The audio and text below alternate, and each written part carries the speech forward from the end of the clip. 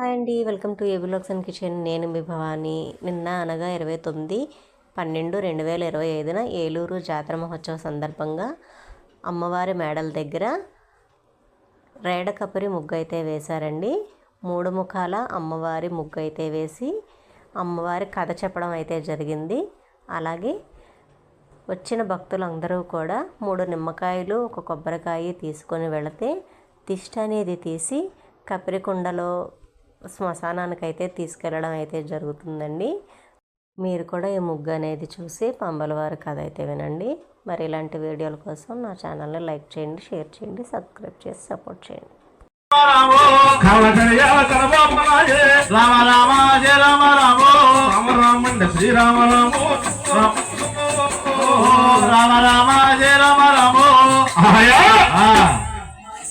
ఇలాంటి విత్తట కోటలో అమ్మవారు ఉన్నారు. వారు బాలావతారం ఎత్తి అమ్మవారు ప్రదక్షించిందట. వచ్చిన తర్వాత ఆ యొక్క బ్రాహ్మణుడు చూసావా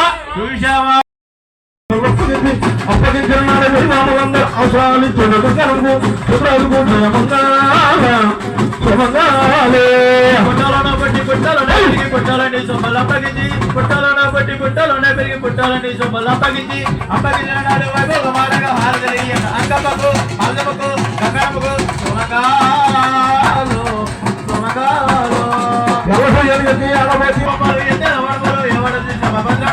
భద్రములు కూర్చున్న పాలసింహాస అంగమ్మకు అల్లమ్మకు ముద్రాలతో సుమగాలు సుమగాలు ముగ్గులు పెట్టి మావసింగారికి అందరూ రమ్మను వచ్చి ముగ్గులు పెట్టి మావసింగారు